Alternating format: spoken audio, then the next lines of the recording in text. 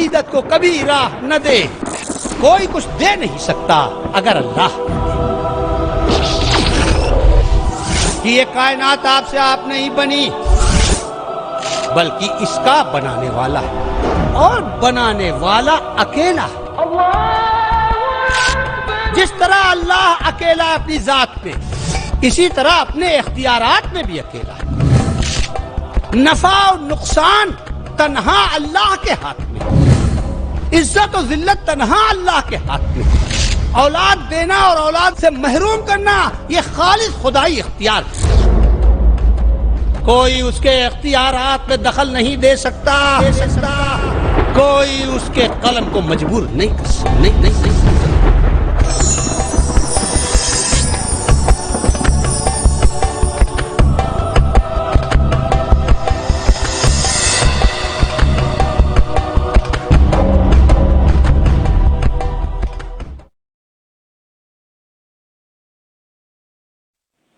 الحمدللہ کفا وسلام علی عبادہ الذین اصطفیٰ اما بعد.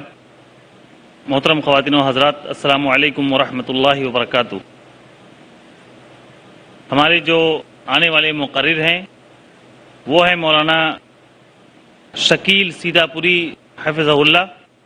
مولانا شکیل صاحب دارالعلوم دیوبند کے فارغ التحصیل ہیں اور وہیں سے آپ نے افتاء کی سند حاصل کی ہے.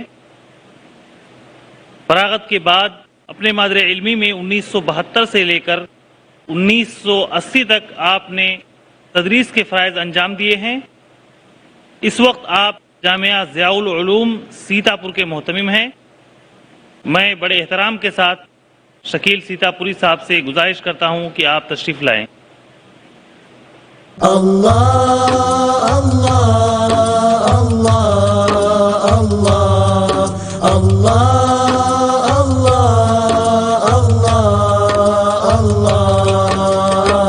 كلما ناديت ياه قال يا عبدي أنا الله.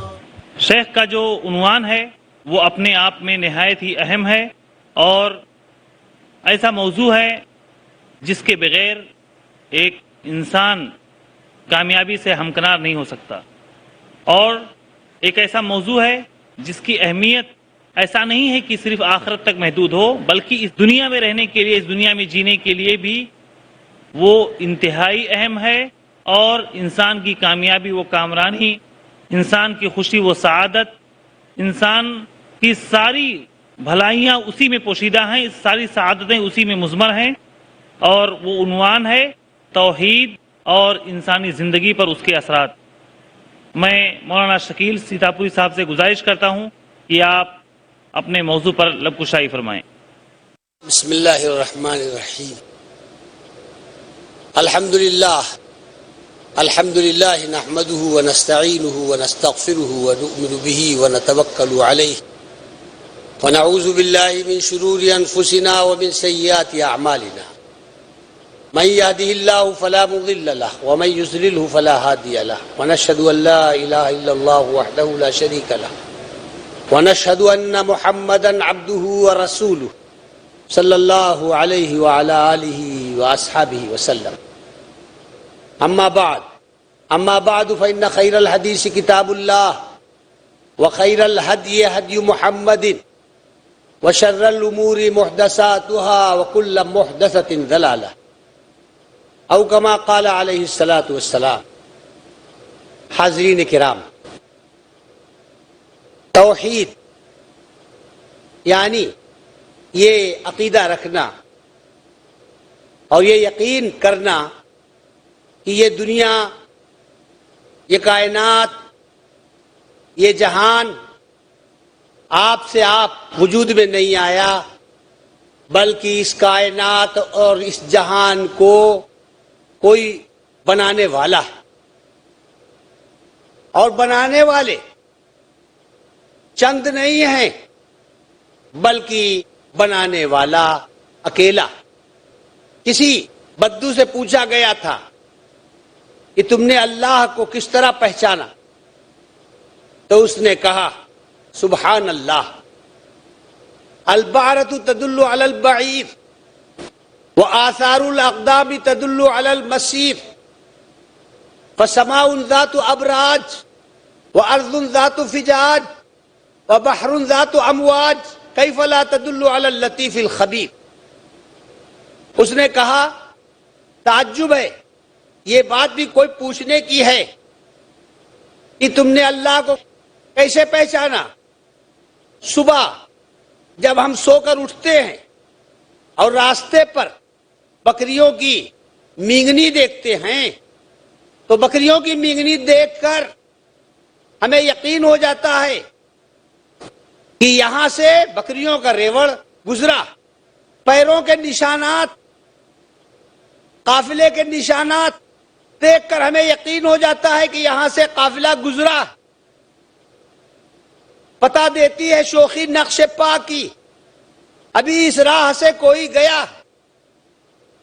تو معمولی سی مینگنی گزرنے والے ریوڑ کا پتہ دے اور دھندلے سے نشانات جانے والے قافلے کا اعلان کریں. فسماء ذات ابراج، تو یہ بلندیوں والا آسمان، وارض ذات فجاج، اور یہ گلی کوچوں والی زمین، وبحر ذات امواج، اور موجیں مارتا ہوا سمندر، یہ اپنے پیدا کرنے والے کا اعلان نہیں کرتے. لاکھ نادان صحیح، ایسے بھی ہم کور نہیں کہ چمن دیکھ کے ذکر چمن آرا نہ کریں. حضرت امام باقر رضی اللہ تعالیٰ عنہ سے پوچھا گیا کہ آپ نے اللہ کو کس طرح پہچانا؟ تو حضرت نے پوچھنے والے سے سوال کیا، حل رکبت البحر ورأیت احوالہ، کہ کبھی تم کو دریا کا سفر پیش آیا ہے اور دریا کے سفر میں جو ہولناکیاں ہوتی ہیں ان سے کبھی سابقہ پڑا ہے؟ اس نے کہا کہ ہاں. تو آپ نے فرمایا کہ کوئی سفر کا واقعہ بیان کرو. تو اس نے کہا کہ ہم کشتی میں بیٹھے دریا کا سفر کر رہے تھے کہ بیچ مجھدار میں کشتی پہنچ گئی. اچانک تیز آندھی اور تیز ہوا چلی اور اس نے بھری ہوئی کشتی کو لے جا کر چٹان سے ٹکرا دیا. سمندر کے اندر پتھر کی چٹان تھی، اس سے بھری ہوئی کشتی ٹکرا گئی. بھری ہوئی کشتی چٹان سے ٹکرا گئی، کشتی ٹکڑے ٹکڑے ہو گئی. بہت سے لوگ ڈوب گئے، لیکن میں مضبوط دل کا تھا، اس لیے میں ایک تختے کے اوپر اپنے دل کو جمائے ہوئے بیٹھا رہا اور تختہ موجوں سے کھیلتا ہوا چلتا رہا، بہتا رہا. حضرت امام باقر رضی اللہ تعالی عنہ نے سوال کیا کہ جب تختے پر بیٹھے تھے تو تمہاری امیدیں ٹوٹ گئی تھی یا امید باقی رہ گئی تھی؟ کہا حضرت آگے کا حال سنیے. ہم تختے پہ بیٹھے ہوئے تھے کہ اچانک تختہ بھی ہم کو ڈبونے لگا اور تختہ ہمارے ہاتھ سے چھوٹ گیا. اس کے بعد ہم نے ہاتھ پاؤں مارے یہاں تک کہ ایک جزیرہ، ایک ٹاپو آیا اور ہم اس ٹاپو میں اتر گئے. تو حضرت امام باقر نے سوال کیا کہ جب تم تختے پر بیٹھے تھے تو ممن کنت ترجو السلامہ، تو تمہاری امیدیں کس سے وابستہ تھیں؟ تم نے کس سے آرزو باندھ رکھی تھی کہ یہ ہم کو صحیح سلامت یہ چیز لے جائے گی اور ہم کو نجات دے گی؟ تو اس نے کہا کہ جب میں کشتی میں بیٹھا تھا تو میری امید کشتی سے وابستہ تھی، پھر جب کشتی ٹوٹ گئی تو میں نے اپنی امیدیں تختے سے جوڑ لی.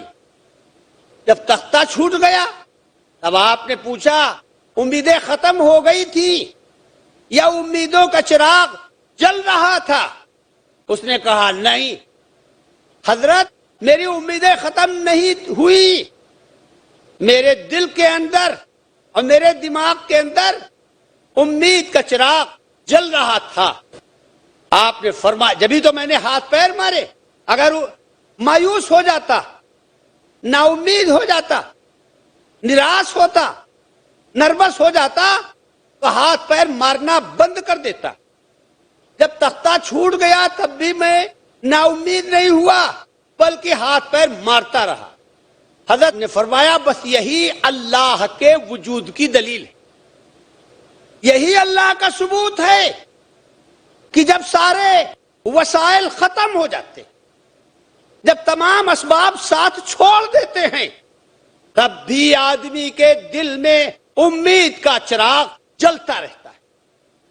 اگر اسباب ہی سب کچھ ہیں تو جب اسباب ساتھ چھوڑ دیں اور جب اسباب منہ پھیر لیں اور جب اسباب ختم ہو جائیں تو آدمی کے اندر امید کا چراغ نہیں جلنا چاہیے. تمام اسباب کے منقطع ہونے کے باوجود جو آدمی کے اندر امید کا چراغ جلتا ہے، یہ اس بات کی دلیل ہے کہ اللہ ہے. حضرت امام ابو حنیفہ رحمۃ اللہ علیہ کے زمانے میں ایک دہریہ آیا کوفے کے اندر. حضرت کوفے میں رہتے تھے اور اس نے اعلان کیا کہ یہ دنیا آپ سے آپ بنی ہے، یہ دنیا آپ سے آپ وجود میں آئی ہے، اس کا کوئی بنانے والا نہیں. 97% مسلمان کوفے میں رہتے تھے، 2-3% عیسائی اور یہودی تھے. مسلمانوں کی حکومت تھی. 97% مسلمان، ایمانی غیرت تازہ تھی. لوگ دوڑے کہ اس ملحد اور اس بے ایمان اور اس دہریے کی گردن ناپ دیں، لیکن بوڑھے باڑھے لوگوں نے، تجربے کار اور دانشمند لوگوں نے نوجوانوں کو روک دیا کہ اس کی بات کا یہ جواب نہیں. اگر آپ نے اس دہریے کی گردن مار دی تو جتنے لوگ اس کی بات سے گمراہ ہو چکے ہیں وہ غلط فہمی میں پڑ جائیں گے کہ معلوم ہوتا ہے مسلمانوں کے پاس کوئی جواب نہیں تھا، اس لیے اس کی گردن مار دی. یہ معقول علاج نہیں ہے. تو نوجوانوں نے کہا ارے ہمارے ایمان پہ حملہ کر رہا ہے اور ہم اس کو چھوڑ دیں. ہمارا آپ کا زمانہ ہوتا لنا اعمالنا ولکم اعمالکم، لیکن وہ تو دینی غیرت کا زمانہ تھا. انہوں نے کہا ہمارے دین پہ حملہ کرے اور بچ کے چلا جائے. تو انہوں نے کہا نہیں، اس کا حل اور اس کی تدبیر یہ ہے کہ مناظرے کی مجلس رکھی جائے، یعنی بحث کی جائے سب کے سامنے اور اس کو لاجواب کیا جائے. اس کی بات، اس کی دلیلیں پوچھی جائیں اور اس کو لاجواب کیا جائے تاکہ سب کا ذہن صاف ہو جائے. اس کے بعد تمہارا جی چاہے اس کی گردن مارو اور چاہے توبہ کرا کے چھوڑ دو. یہ بات عقل کی تھی، سمجھ میں آ گئی. کہاں مناظرہ رکھا جائے؟ تو کوفے کی بستی میں تو ایسی کوئی جگہ نہیں تھی جس میں لاکھوں آدمی سما جائیں. تو دریا کے اس پار جو میدان تھا وہ مقرر کیا گیا کہ وہاں مناظرہ ہوگا. دہریے سے کہا گیا تم کہتے ہو کہ یہ دنیا آپ سے آپ بنی ہے، اس کا کوئی بنانے والا نہیں، تو یہ بات بغیر دلیل کے تو سنی نہیں جائے گی. تم نے ہمارے دین و ایمان پہ حملہ کیا ہے، تمہیں اپنی دلیل پیش کرنی پڑے گی اور سب کے سامنے پیش کرنی پڑے گی.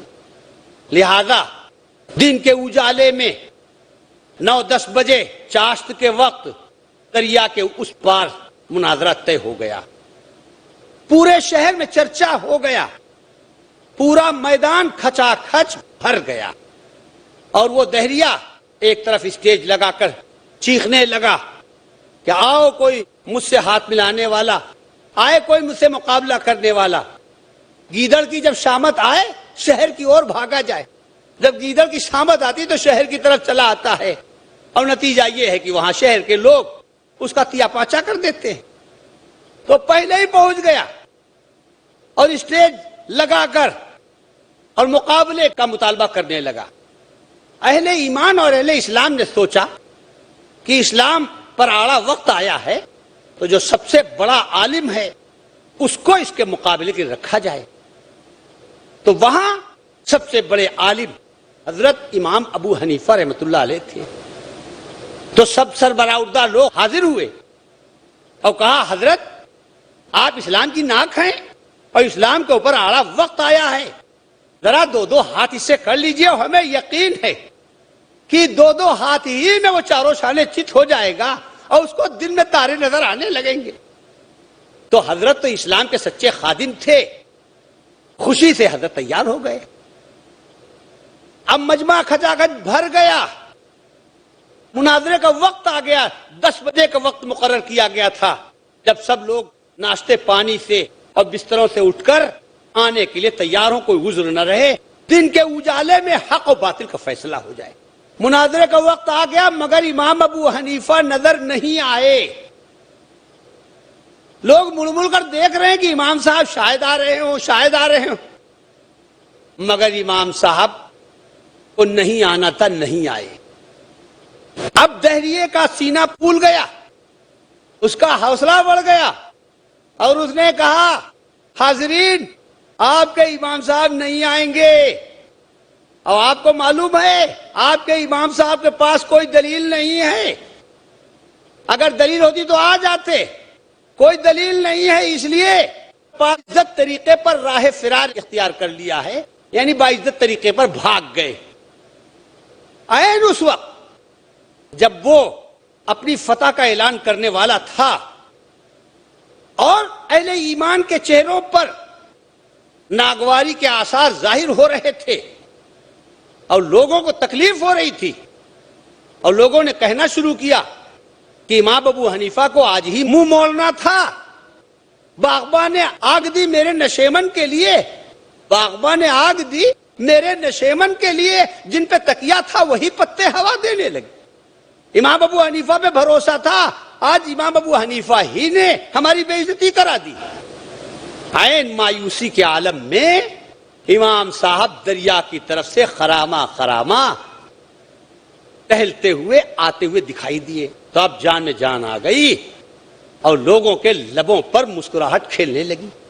بیٹھ گئے حضرت اسٹیج کے اوپر اور فرمایا اس دہریے سے کہ بھائی تم نے کون سی بات ایسی کہہ دی کہ لاکھوں آدمی بے چین ہیں، ذرا دہراؤ اپنی بات۔